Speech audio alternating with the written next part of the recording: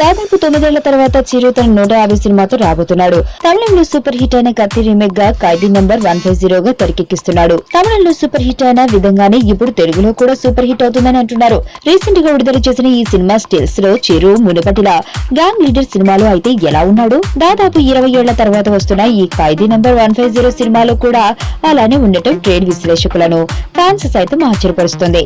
ఈ సినిమాలో లుక్ కోసం చిరు చాలా కష్టపడ్డాడట. ఇక ఈ సినిమా టార్గెట్ ఎంతో తెలుసా? 200 కోట్ల పై మాటే.